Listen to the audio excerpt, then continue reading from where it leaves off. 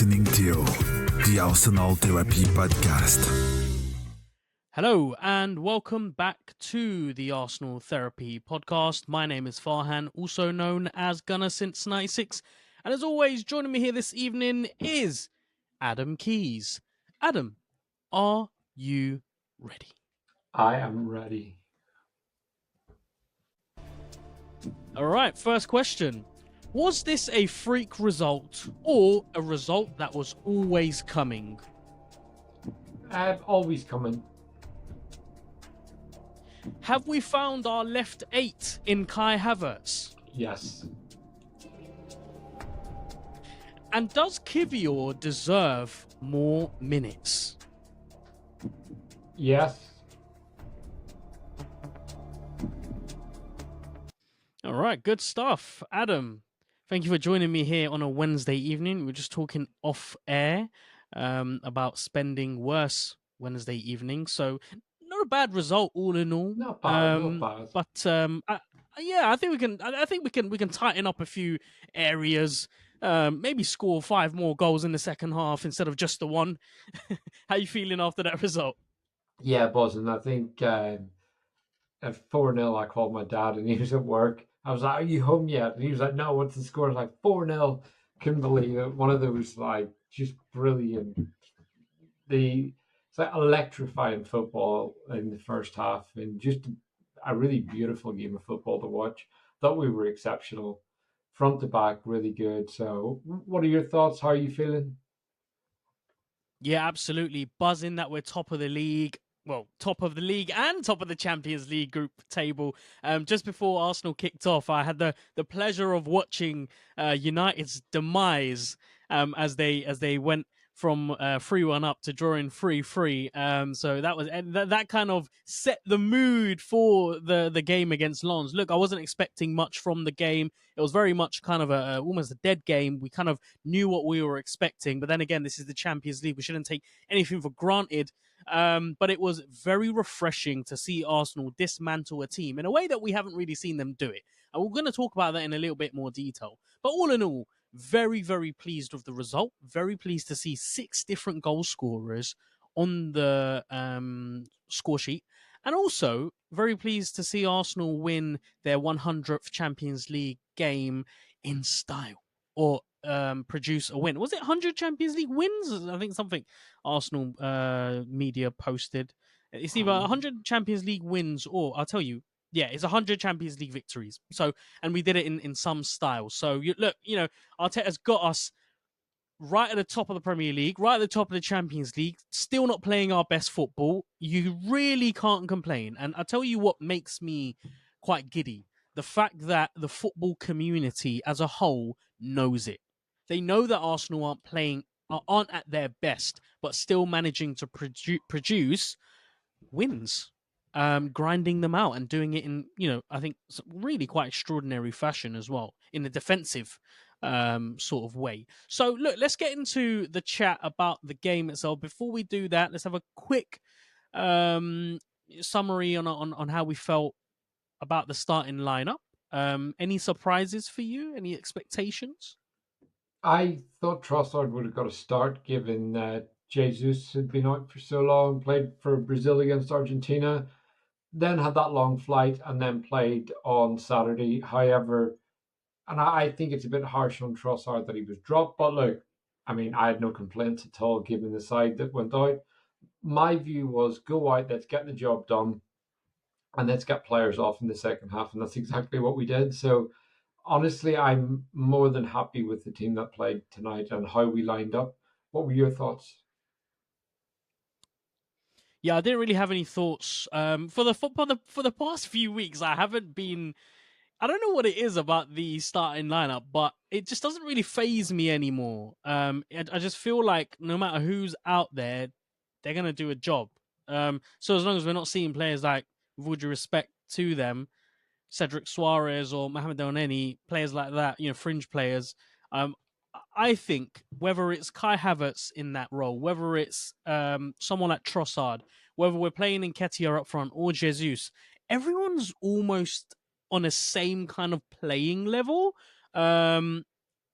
not in an abilities comparison, but I don't know, like as a team, we've gelled so well over the last couple of years. It doesn't really make a huge difference who plays, because as a team, we're able to knock the ball around in a similar kind of fashion. Having said that, though, the role that we saw Takahiro Tomiyasu play tonight compared to the game against Brentford, night and day. And again, it made a difference, that overlapping run, that, getting into advanced positions, really supporting Bukayo Saka out. So we can talk about that in a little bit more detail. But I guess when players are playing the role that they should be, for example, if our fullbacks are doing the roles that Arteta wants them to, perfect, happy days. But otherwise, it can get a little bit, difficult. But yeah, happy with the starting lineup. It all made sense. It was the same 11. I think the same 11 who played the last few minutes against Brentford. Maybe. I don't know if Arteta made any other changes against Jesus Brentford. was off at that point. Right, fine. But yeah, it's not a huge difference. Yeah. Okay. So the game itself, because we've got loads to talk about. We've got 5 different goals to analyze. We've got 6, individual players to kind of 6. Yeah. So 5 in the first half, 6 goals to talk about. Individual players, performances, and I think we're better to start than the opening exchanges. Not really much to talk about because we saw the first goal come quite early on. How did you how did you think Arsenal were going to start in that opening 10 minutes compared to what we got? Kind of how we did. Nothing really surprised me. I think it was similar to what we've seen, where first 10 we establish ourselves, we gain control, we get the ball moving, and it was kind of how I thought it would be. They've got a competitive side, they were running at it, they were working, they moved the ball on the deck when they had it, and look, I just felt like they're an okay team playing against a much, much better side. And I think it looked that way early on. And it just felt like once we fully kind of clicked into gear, we were going to blow them away. And that's pretty much what happened. But yeah, it was just the opening exchanges where what we've seen a lot of this season, it was not quite 100 mile an hour, but very much let's get control of this game. Let's assert our dominance, and let's not let them play. So, what were your thoughts on the early stages? I was actually quite surprised to see them start as quickly as they did. I wasn't expecting it. I mean, it was a lovely start from both sides, really. Arsenal with a kind of free-flowing, quick tempo to their passing. Lens were pressing enthusiastically, which was helping with the pace of the game. And so it allowed good attacking opportunities, good attacking moves from us. With a variety of different moves as well. I mean, we were going down the flanks. We were opting to put deep crosses in from the edge of the box. From Zinchenko, for instance, who put in a really nice ball in the back post. Jesus scuffs it. Very kind of, it was reminiscent of one of the chances that he had against Brentford. But yeah, I was equally quite surprised that we weren't pressing as much as we used to do, and that's something that I've realized over the past few weeks. One of the main differences in the way that we're playing now, and I guess one of the main differentiating factors for why we're not so chaotic, why we're not so attractive to maybe watch on the eye, is because we're a lot more measured. We're a lot more patient with when we should close down the ball, when we should close down players. But look, when you've got players like Rice and Ødegaard who are consistently pressing and always on the opponent's heels, it's only a matter of time before we're able to win back possession. I was just looking at Lens, where they are in the league table in Ligue 1, and the results that they've had. They haven't lost a game there since the end of September. So for a good part of 2 months, been grinding out some pretty decent results. So good to see them arrive at the Emirates with confidence. But it didn't take very long before that scoreline was changed to 1-0 for the Arsenal. Before that, though, again, a number of chances that were being created. There was one with a lovely long ball into Saka. Times is pass into Tomiyasu, overlapping run from very, very early on. The ball goes in to the box. Havertz's header goes inches wide, and that kind of set the tone and the tempo for what was coming. Do you want to talk us through that first goal, seeing as it happens to be one of your all-time favorites in an Arsenal shirt? So yeah, man, Yeah.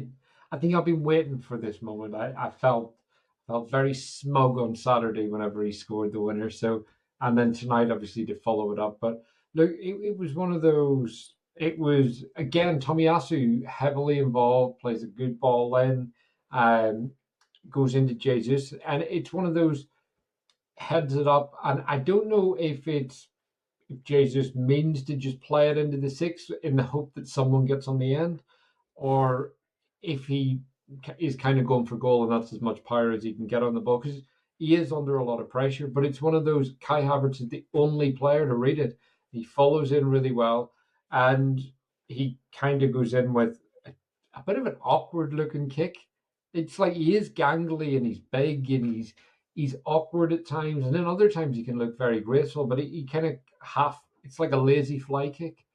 And I think it comes off the keeper a bit, but yeah, one of those. It's exactly what we talked about at the start of the season and pre-season. When you looked at his numbers last year, he ranks number one for runs into the box, and that was very much it. How are we going to upgrade on Saka? We're going to get a player who can run into the box more, add those goals. And that was something that we saw a bit of in pre-season. And what's funny about pre-season is he scored the header in pre-season, very similar to the one he scored against Brentford. And then he also scored a goal very, very similar to this, where he gets in at the back post and scores kind of a tap in with his back, with an extended toe. And they were both very similar goals to these two. So, look, I think he's a player that his confidence was just on the floor, and it's taken time. I think since the penalty against Bournemouth, his performances have been better. I definitely think it did something for his confidence. It wasn't going to unlock him overnight, but we've seen the likes of the Newcastle game. He was a lot more committed, and it was right. We're seeing the work off the ball. We're seeing all this intelligence. Now we need to see the things we bought you for on the ball, and I think we're really starting to see them now. So I was really happy whenever he scored. I think it's always important whenever a player scores and they get that big moment is following it up, and it's like I think Reece Nelson had that huge moment against Bournemouth, and then he doesn't get playing again. He's not had anything to follow that up with on a regular basis.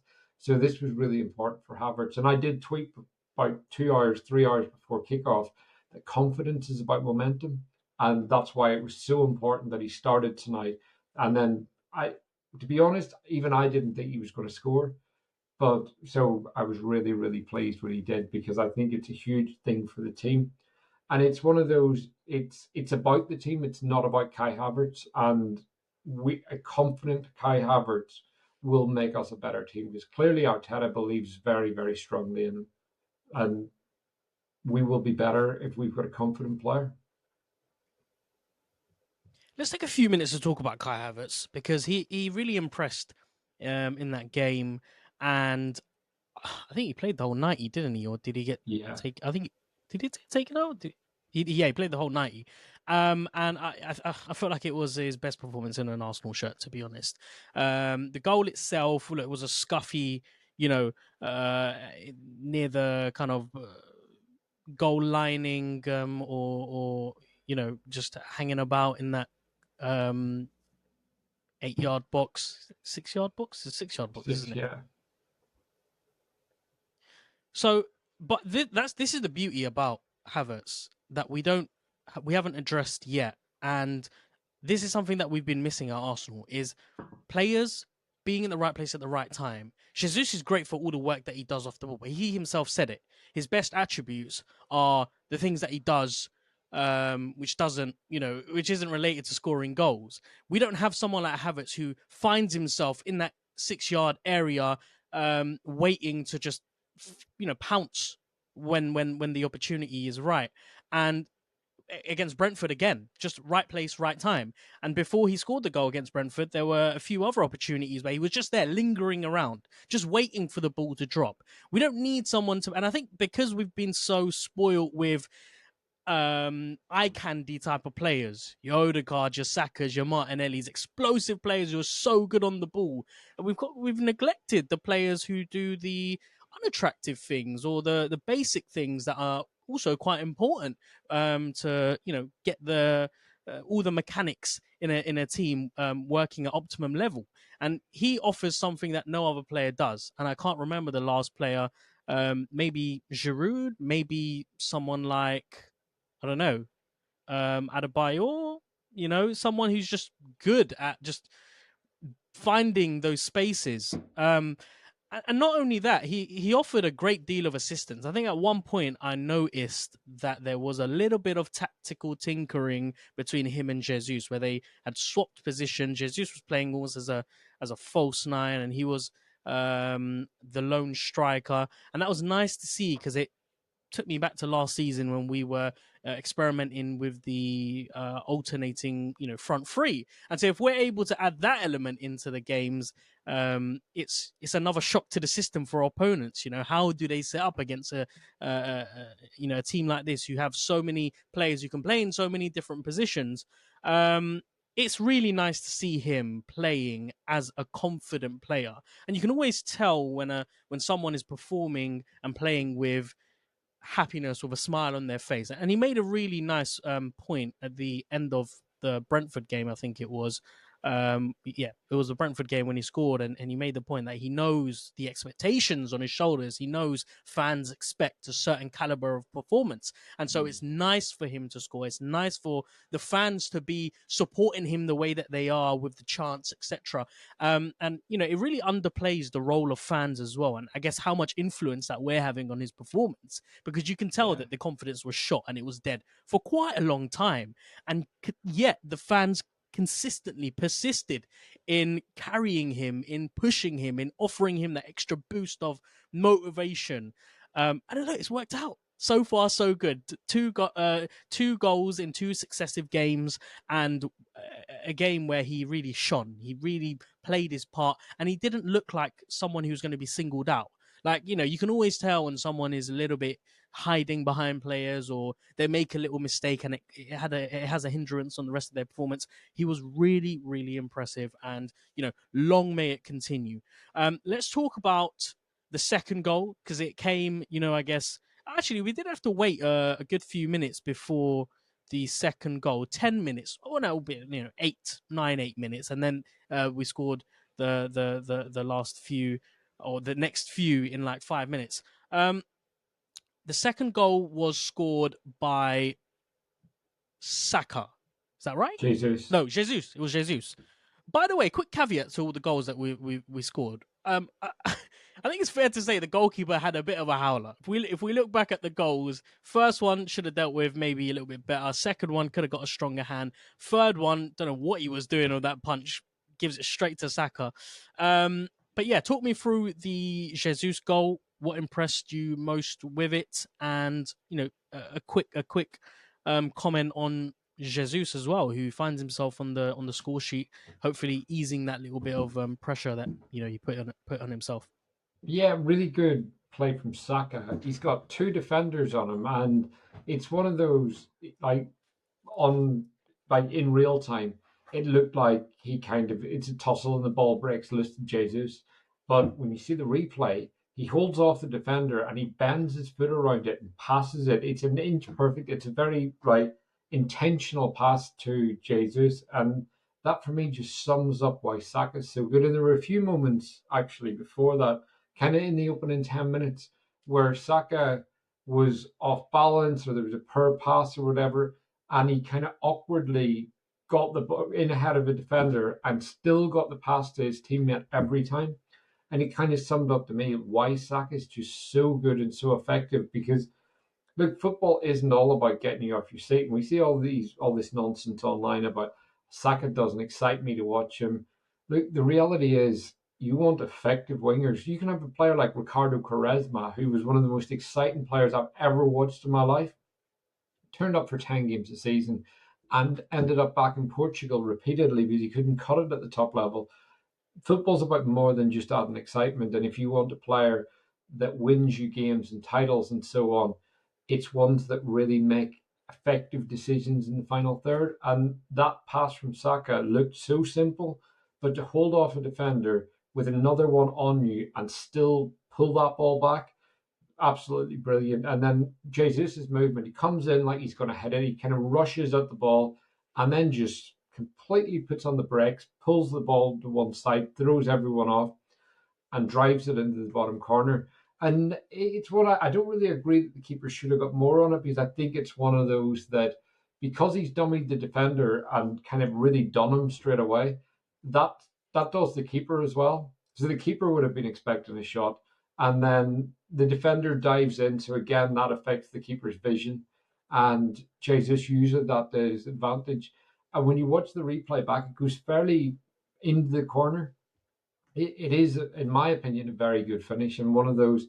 I don't know what it is about Jesus. Champions League anthem. He's an absolute animal, and then in the Prem, some of the chances he misses are so frustrating. But he was superb tonight. Absolutely brilliant showing, and hopefully that will give him the confidence, because the last goal he scored in the Champions League was against Sevilla, and then he got injured in that game as well. So he was incredible that night, where he had the turn for Martinelli, the ball through, then he followed it up with a goal, then he went off with a hamstring injury. So we haven't really seen him since that game. And I think, again, against Brentford, it's important to remember it was his first game back after a 5-game injury. And so tonight was the first time. I thought he looked a lot freer tonight. There was a few players like that. I think the lags of the international break, the travel and everything players go through, you do always see they just don't look as free when they're playing.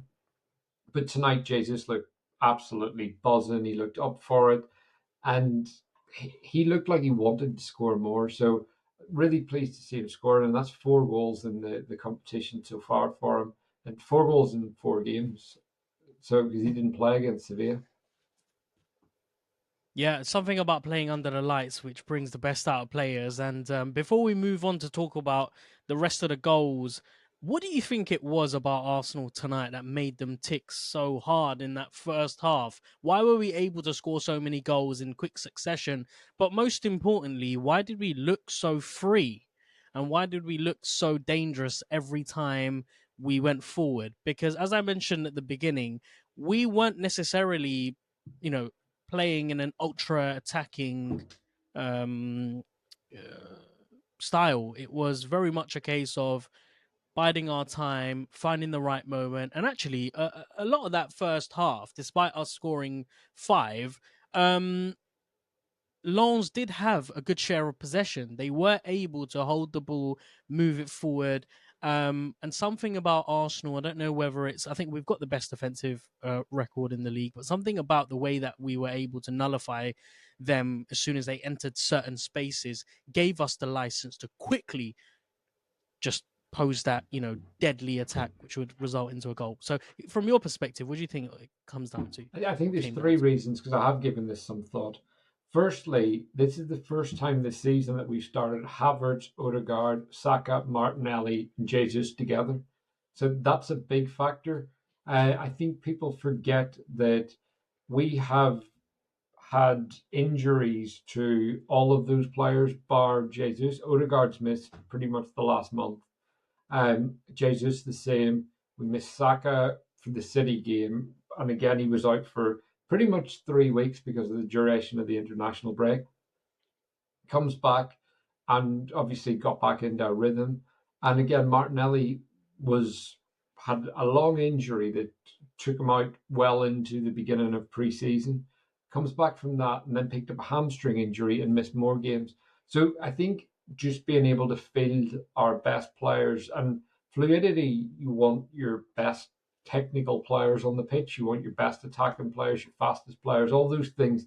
And we haven't been able to field that team. So I think that's one factor that's really overlooked.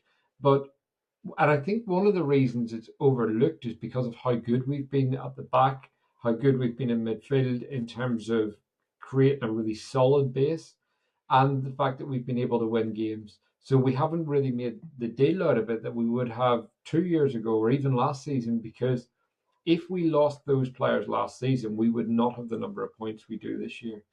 The second reason is we weren't facing another low block. So a bit like PSV on the opening weekend, they came out and played against us. Sevilla came out and played against us. And you will see more of that in the Champions League. At the weekend, at one point, Brentford had 8 players inside their box plus the keeper. If you think trying to break that down, and also Premier League teams are so well drilled, especially at Brentford, you've got double markers on Saka and Martinelli on either side, really nullifying your width. You've got Ødegaard gets the ball really closing down, and I think as well, as I've just said, that was straight after the international break, and some of those players, Ødegaard and Jesus, had missed a lot of football before it. So they were getting back to fitness. And then the final thing, which I have mentioned on the pod before, and it is slightly controversial because people don't want to admit it, Champions League teams, for the most part, with the exception of the top teams, are not as good as Premier League teams. Lons are not as good as Brentford. So they've got some players in that team like Wahi, fantastic player. But for the most part, a lot of those players would love to move to Brentford. And that is the reality of the Premier League. Has the most money, the most people watching it, the best managers coming, the best players. And in recent years, a gulf has appeared, and there's only a handful of teams that are anywhere near as good as Premier League teams. So that is another factor in how we're able to beat them 6-0 and do it with ease as well. I think it was how easy it was. If we wanted, we could have gone out and scored 5 in the second half as well. So that's what I think. That was my 3 reasons. Okay, I just want to pick your brain on the second, the second thing that you pointed out. The why am I finding it difficult to find the deep block find my space? word? Yeah, so the second explanation. That's the word I'm looking for. The second explanation, which was the deep block. Do you think a lot of that comes down to Arsenal's stubbornness to loosen up in possession? Because against Brentford, we could have found a not necessarily an easy solution, but a solution of sorts to handle the 2 wide men being marked out by the 2 defense men. For example, Tomiyasu, I mentioned, was overlapping. He was getting himself into advanced positions. Yeah. Do you think it comes down to Arsenal's own insecurity of potentially, what could go wrong if we lose the ball in key areas, if we lose the ball in midfield and Brentford get an opportunity to counter-attack? Is it that fear which is holding us back to, be as loose and as free-flowing as we were tonight? Possibly. I can't say definitely not. I do think, to my first point, that with a lot of those players only returning, as I said, Jesus and Odegaard, that was the first game back in a month for Arsenal. Jesus had also flown 11 hours, and in the second half, he looked absolutely exhausted.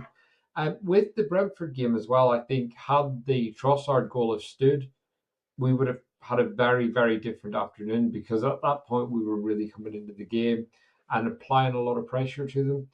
But the Brentford game's a really hard one to judge because it's straight after the international break. A lot of players did look quite leggy at times, but I do think there's an element of we are trying to be really controlled and structured out of possession. So a lot of the movement and the interchanging of positions, isn't happening as much. However, it has happened in some games, like for example Sheffield United. Havertz and Saka kept switching position. Havertz went into the right wing, and Saka went into left eight, and that happened 4 or 5 times throughout the game. But it was very seamless, and like Havertz was actually hugging the touchline, and Saka went straight into the left eight. So I think it's definitely being trialed in a subtle way, but I think what Arteta has probably looked at is the number of injuries we've had in attack and thought, right, we're going to make sure we don't lose this. And if we keep playing our game, we will get chances and we will win. And we're top of the league because of that. So I think the excitement will come, and I'm getting more excited about that as well.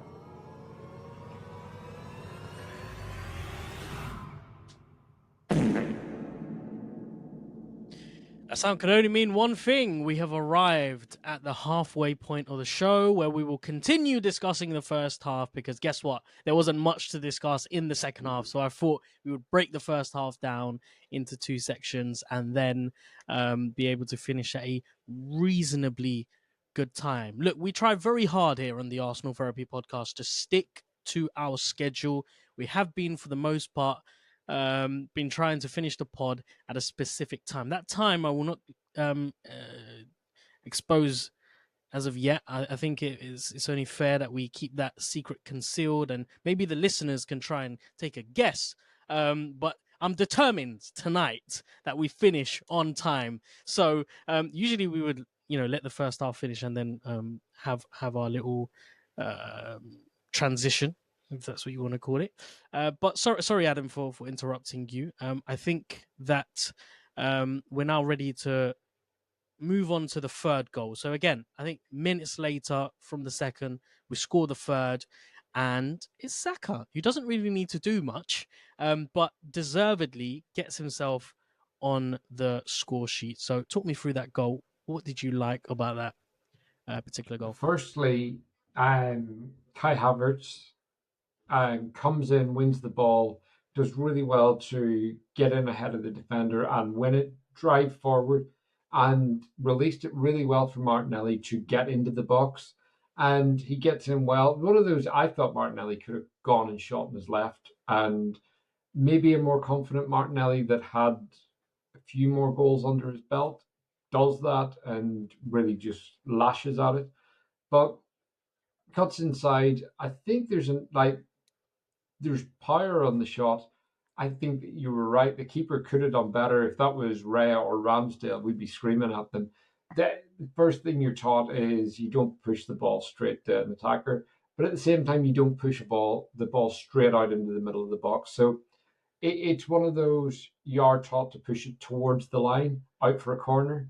So I think he just gets a very bad connection on it. It floats up, and really what you need there is a really strong, firm hand. Instead, Saka's there, kind of just like chests it in and makes it look very, very easy. So it's another goal and another assist. He's actually only the third player in Champions League history to score and assist in 3 games in a row.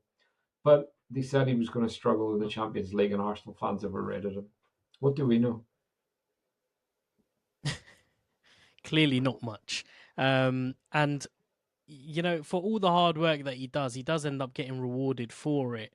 The attempt for the third goal, unsuccessful. Saka there, right place, right time, or right time, right place. Which way would you say it? Right place? Right place, right time. It's not your night, man. Martinelli does end up scoring.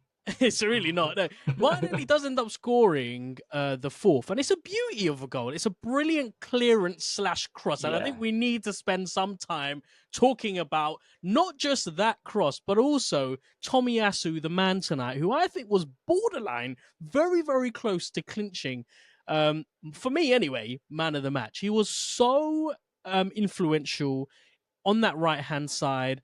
Just driving consistently, and obviously, he came off for Ben White in the second half, but that first half performance comes down to very, very much comes down to him being as aggressive as he was. But yeah, talk to me about that brilliant Martinelli goal and the build up to the goal.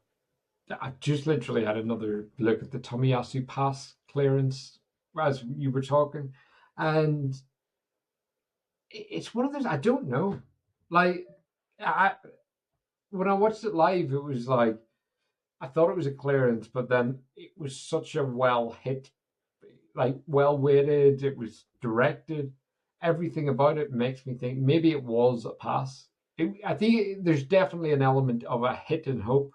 I don't think, given that someone's chasing him down, he is being closed and he's running towards the ball. I think he probably spots an opportunity out there, and it's a mix of a clearance and a pass. But this was my favorite goal of the night, without doubt. It was just the sheer like the kind of like pace on that clearance or pass or whatever we're going to call it, and then the control from Martinelli. But this goal reminded me of Thierry Henry at the San Siro. He drives forward, he gets into the box, and he turns his man. Then he turns him again, and then he comes inside and shoots. And Henry went back outside onto his left and cut across the keeper. But this was one of those. It was a player that I kind of feel he needed that goal as well. He's had a few weeks without scoring, and I think the Sevilla game was his last goal. But I just felt he needed that goal. We needed all our attacking players to get goals tonight, and they have. But look, this goal was just absolutely scintillating. It was one of those. I think that's one of those goals that you'll look back on and think, "What a goal!" Like that was Martinelli at 22 scoring that, and just such a special player and perfect. Just such a great goal, and it's kind of what makes you love being back in the Champions League, because we wouldn't be playing this team if we were in the Europa League.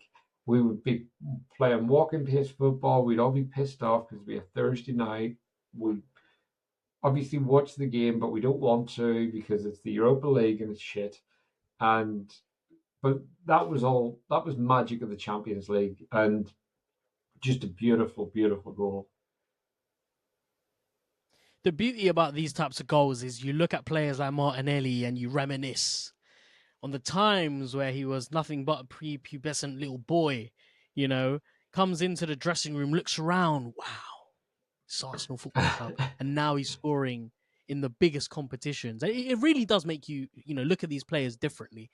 It's almost beggars belief that players like Bukayo Saka and Martinelli are leading the Arsenal boys into these competitions and are producing moments of magic. And it's what a great comparison as well, with that Thierry Henry goal. Very, very reminiscent of it. And, I see performances like this really taking him quite far into this competition. I mean, we're obviously yet to see who Arsenal are going to be paired up in the last 16. But look, if we're able to produce those types of moments, in the competition, and not just against Lens, but we've done it against PSV, against who was the other opposition that we were playing? Sevilla. Do you remember the third team? Sevilla. That's Sevilla. How can I forget Sevilla? In all of those games, bar the away game that we lost to Lens, those players have been turning up and have been really pushing the limit. We just need to start seeing that a little bit more, consistently in the Premier League. I don't know, I'm afraid to say it, but I think last season might have gassed us out a little bit in the Premier League, mentally anyway. I feel like because the Champions League's a fresh competition. It's what we've been working No, for. I think everyone's up for it. I don't think it's anything like that. I think it's just teams are playing differently against us, and we've had so many injuries to attacking players, but Liverpool have only scored one more goal than us. And I think it's when you put it into context of the results we've had, the teams we've already played, we've had a great start to the season. I think it just hasn't been electric liquid football like it was last year. Every moment last year was like off your seat madness. And there was also the unexpected element of it, where at this time we were still like living week to week. Actually, this time we were at the World Cup. So it was like every game was just 100 mile an hour and like this crazy, like, can we do it again? Whereas now there's the expectation. And I think that's part of what comes into it. But yeah, I don't think we've burnt ourselves out. If anything, I think we look much more mature. And that maturity's been brought into the Champions League as well, because we've got 3 clean sheets in 5 games there too.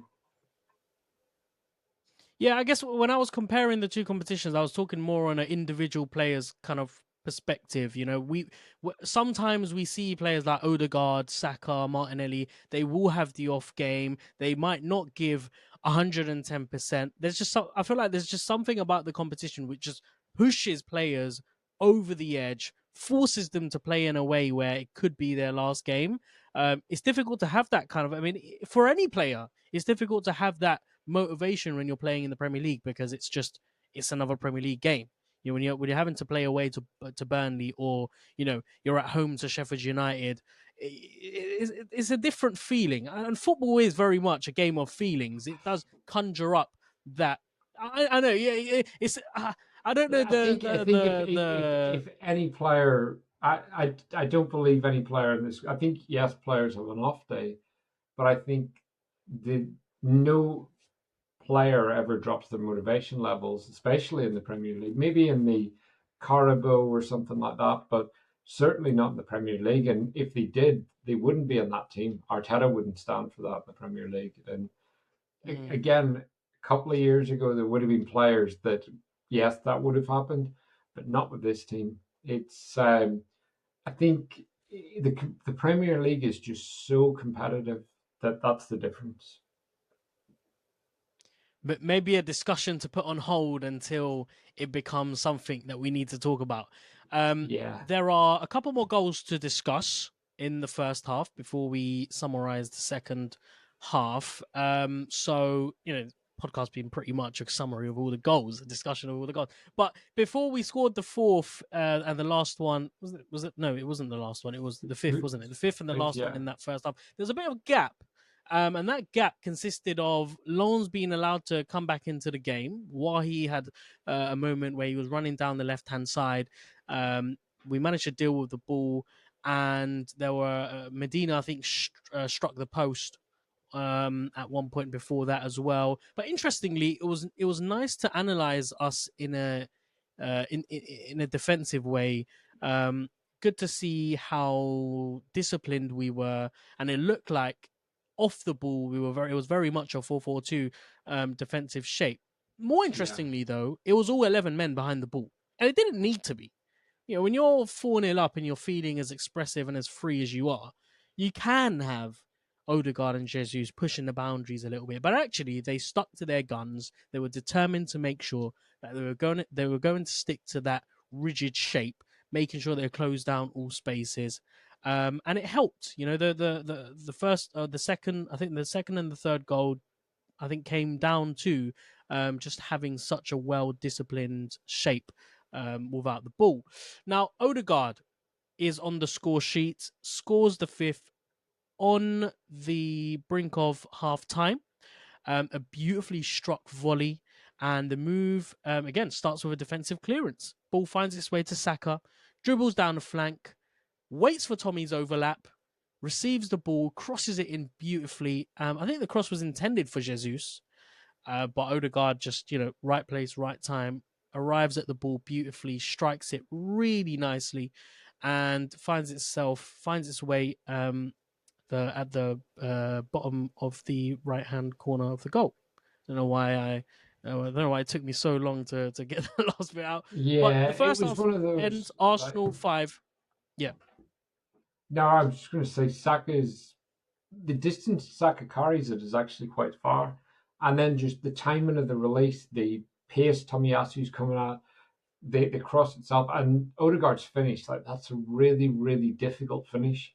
And just beautifully placed. And it's right near the post as well. Like there's no room for error there. And places it perfectly. And again, he was one, a bit like Martinelli, I felt he needed that goal as well. He's had a bit of time out. His last game was West Ham, where he came off the bench and he scored, then missed a few games. And then he had a pretty poor game against Brentford. So I think that'll be a big confidence lift for him. So hopefully we get what we need out of that. But yeah, beautiful finish, absolutely superb. Yeah, and that's pretty much game. That's pretty much done for us. We go into the second half with two changes. White and Kivior come on for Tomiyasu and Zinchenko. Tempo of the game changes slightly because of the introduction of the new players. And, I think being 5-0 up has something to do with it as well. Talk to me about the second half. There's not really much to talk about. I guess we can have a chat about the players who come on, how well that they did. I for one, was quite impressed with Kivior, who continues to impress as well. Whereas players like Vieira, who are given their chances, come on and don't really have that same effect. Why is that? And are we right in giving Kivior his praises at this point anyway in his Arsenal career? Yeah, I really like KBR. I was thinking throughout the game of our defenders, and when Timber comes back, we'll have 7 defenders, all of which could be starters. And I think the great thing about that group of 7 is it doesn't matter who plays, you would feel confident in them. So I think the only defender that you would absolutely want on the pitch at all costs is William Saliba. But I'd be confident with Kivior coming in for Gabriel. I think he's a really good player. And I thought he did well tonight. One of those couple of times he was aggressive with his interception. He read things well. His passing was good.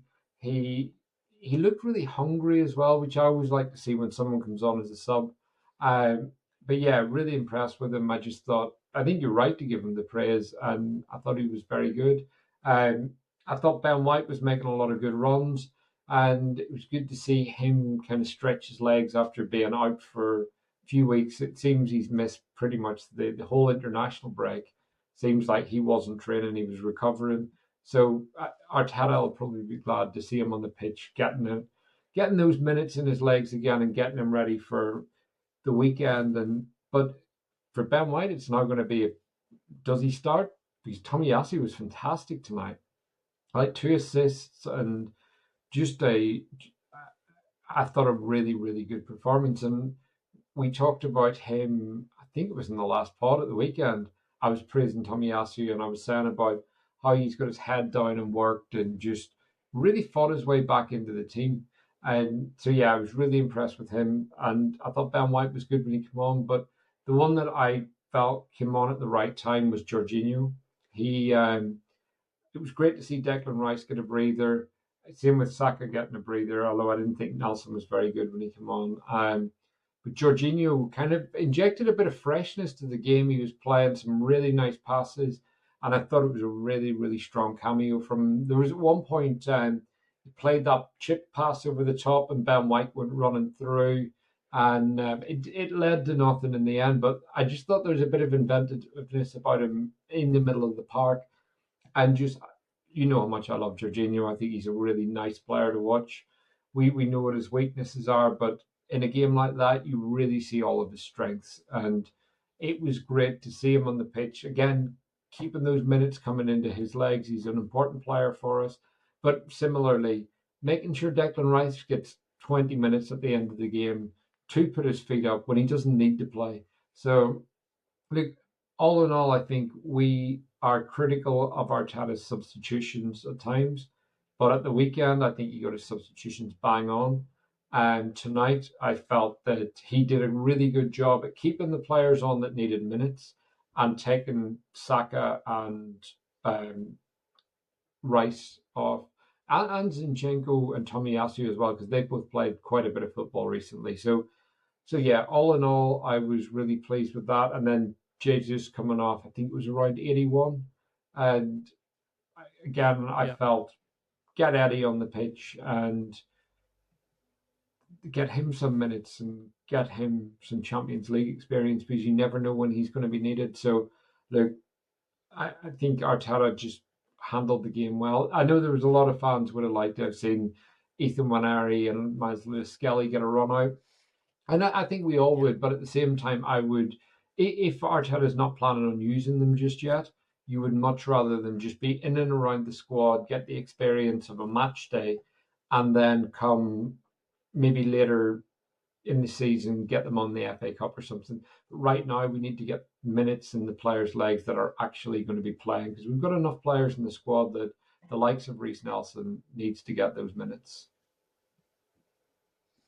Yeah, absolutely. And I think something needs to be said about the clean sheet as well. You know, being 5 up at half time is excellent, but what's even more impressive is managing to defend that lead, not only adding to that tally, but also making sure that we leave the pitch with a clean sheet without conceding a single goal. And right at the death, Gabriel makes a last ditch block before celebrating like he had scored, and that summarized the camaraderie, the character, the attitude of the defensive players. Saliba and Gabriel have really conjured up a very, very powerful partnership, which is, it's shining through every game now. When we have, it doesn't matter who we have down the flank. So as long as you've got those two playing in the middle, we seem to be, producing really impressive, influential defensive performances. And look, Lens, for all the good work that we did up top, for the 6 goals that we scored, they did have their fair share of opportunities as well. They could have got a goal or two. And I've just felt like we dealt with every threat really well when we didn't need to. The mentality of defensive players to come out with a clean sheet despite being 6 up is it's really good for us fans. It's really good for the club as well, because it shows that we are really building something quite powerful. The resilience of a well defensive structured side, I think, outweighs the importance of having a team with really good attacking players.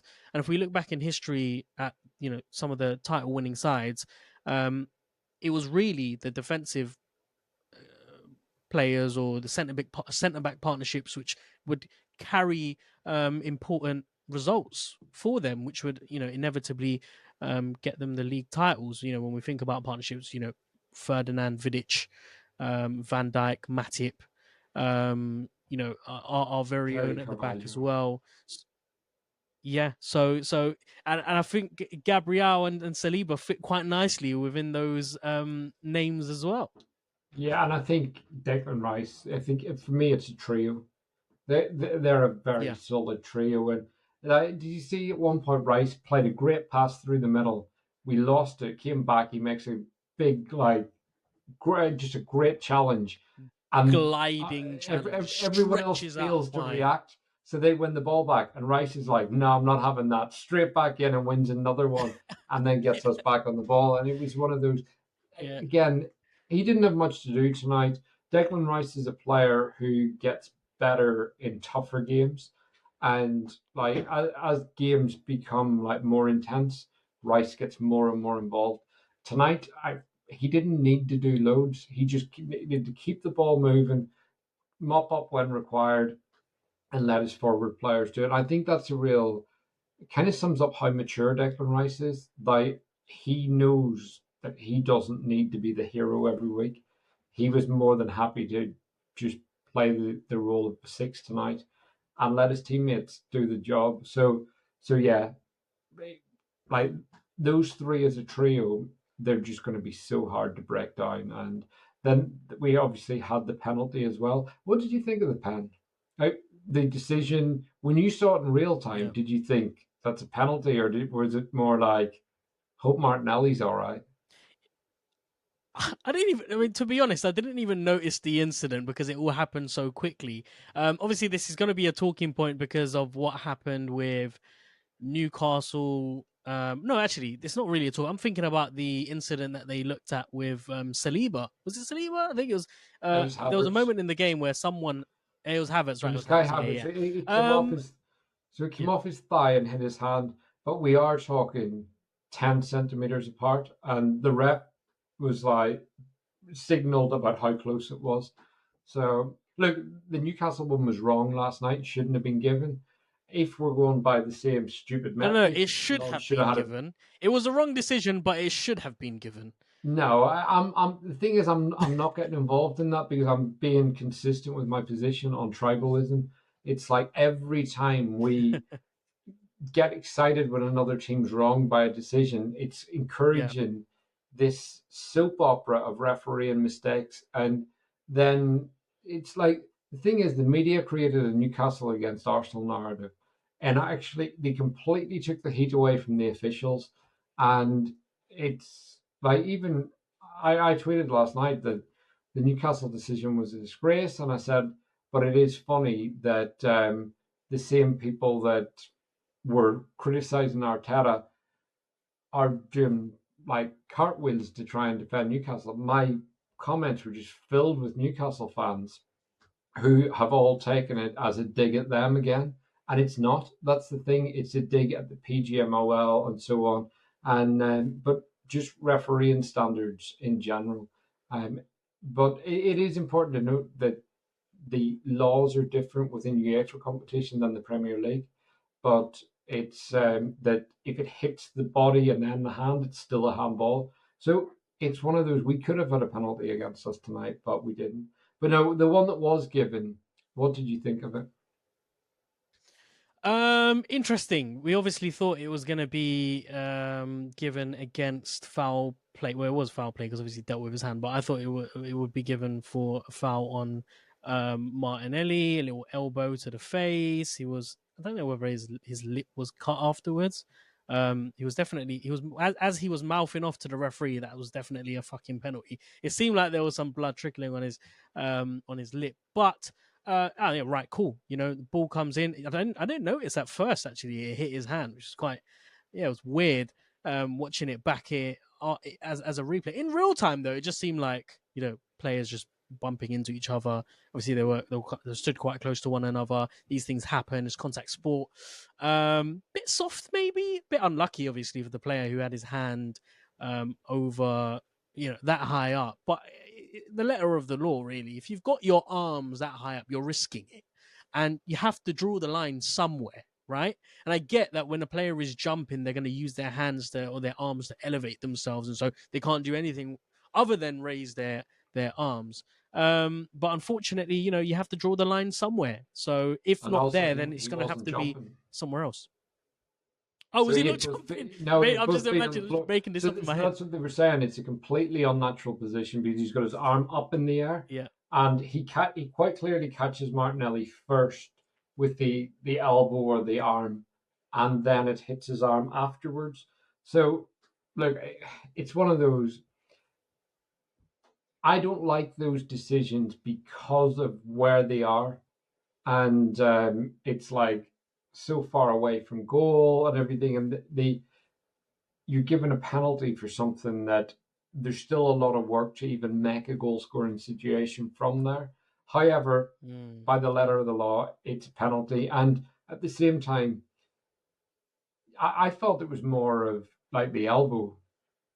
But yeah, in real time, I was kind of like, what's happened there? Like, has he been stood on or what is it? But yeah, and then like Jorginho being given the pen, it was one of those. I was kind of thinking, give it to Nketiah, get him a goal as well, get him involved in all the attacking players, get him his first Champions League goal, and it would have been a good opportunity. But at the same time, that's Jorginho's first Arsenal goal, and he's been brilliant this season. So obviously, Spurs aside, he's really stepped up when we've had a lot of injuries and produced a level of consistency playing 3 games a week that I didn't think he would have been able to do. So yeah, nice moment for him, and it was a well taken pen as well.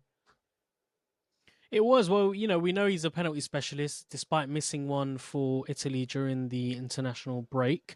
But yeah, as you say, a very, very influential player, someone who is going to be really important for us this season. And actually, I think after this season, it will start to go downhill. He's 31 years old. As the years go by, and I guess having studied so many players over the years, when you get to the ripe old age of, or in football years anyway, of about 32. slash 33, even 33, really pushing it. But yeah, I think this is it now for Jorginho. It's You now just or want to never. write him off. Jorginho couldn't run at 25. He can't. He's no different now physically. He's like I No, think but there's other Jorginho's. things as well. I mean, we're not just talking just in terms of their, pace and their energy. It's also instincts. There's also things like, just reading the game. And I get the more mature you are, in theory, you should be able to read the game better. But it's a young man's game. The speed of the game is getting quicker. Someone like Jorginho, it's not just him though. When you get Yeah, to I that mean, age, I just think it has an impact on every player. You just I suddenly find that dip. Jorginho's a top player, and it's all about his brain. So for me, it's a no-brainer to extend his contract next year. And but yeah, I think he's a player we definitely disagree on. So, and I don't think either of us will be convinced either way. So I think we should just enjoy the fact that he's got his first Arsenal goal and we've won 6-0. So yeah, but look, all in all, I'm buzzing with tonight. I think it's just such a we played such nice football. The goals, especially Martinelli's, as I said, my favourite of the night, and then Odegaard's as well. Those two goals were just superb. So really, really pleased, and I think as well the confidence that that'll give all of our attacking players going into Wolves at the weekend. I look Mm. really pleased, and I think every Arsenal fan would be. And we should probably give a shout out to Monty, who's not here because he was at the game. Yes. And so yeah, what a game to be at. So hopefully he's enjoyed that. So I'm sure he will have. Yeah, and what's so annoying is that there were so many tickets on Ticket Exchange that either one of us could have been at the game as well. Slightly irritating, but we move, and hopefully we're able to rejoice in an even bigger Yeah, occasion in one of the yeah. knockout rounds. Unfortunately for me, Yeah, they come on in the day, and I lights live out. 3 hours away, so Yeah. it's just not possible to get a train down at that short notice, given that it costs about 150 plus just for the train. Mate, just Uber it, man. Just Uber it. Just take You know that hit. something? Uber At it this down. rate, with UK trains, Uber is probably a competitive option. So that's how No insane the way. train Really? prices are in this How country. much would it No, I'm cost taking. if you wanted to take a taxi all the way down? How much do you think it would cost?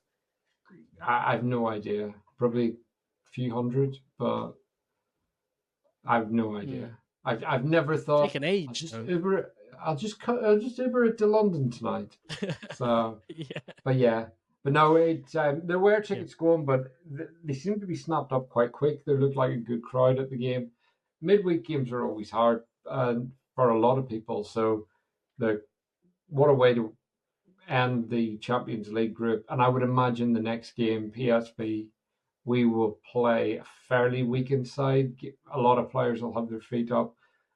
You would like to hope the likes of Saka won't be in the squad and will be using it as an opportunity to recover, because the games are really thick and fast in this period. So it's not a game where you want to have to play a strong team. Well, with Arteta, you just never know. So we'll just have Very to wait true. and find out. So we've finally arrived. It's now time for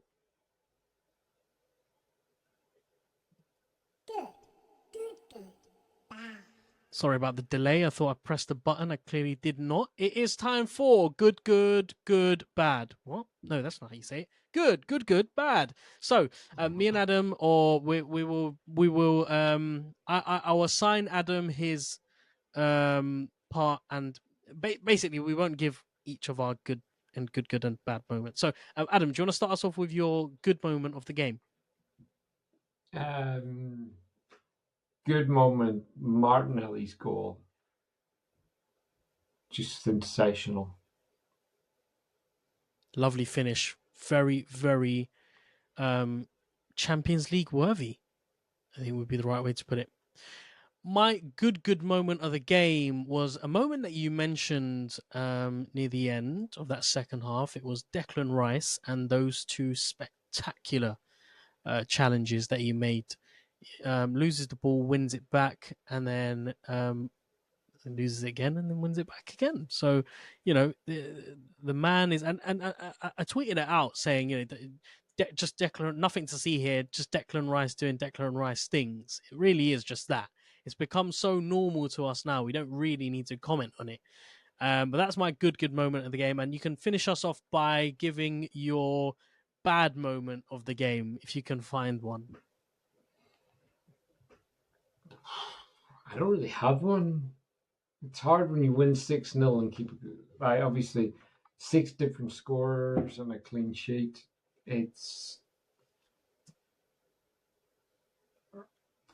I think Raya could have done a little bit more to be more involved in the game.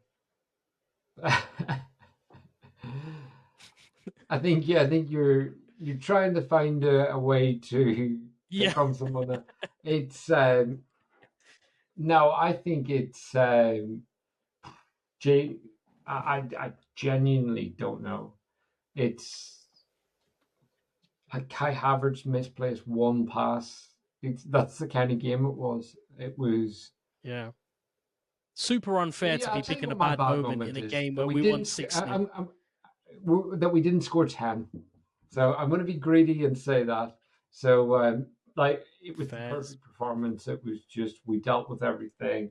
So there in truth, there was no bad moment. It was just a really, really good performance all round. Okay, good stuff. Well, it's that time of the show again where we must say goodbye. I do want to say a massive thank you to everyone who's listened up until this point. Thank you very, very much. If you did enjoy this episode, please do give us a 5-star review on Apple Podcasts and Spotify. Let us know what you thought of the show by reaching out to us on Twitter. You can find us over there at Arsenal Therapy. You can find Adam over there at AdamKeys_, Monty at ATP Monty, and you can find myself over there at Gunner Since 96. As always, we'll be back in just a few days to give you your usual weekly dose of Arsenal Therapy. But if you can't wait until then, make sure to head over to the Arsenal Therapy YouTube channel for the 15-minute show and the preview show. So, until then, take care, have yourselves a lovely week, and we'll speak to you soon. Thank you very much. Bye-bye.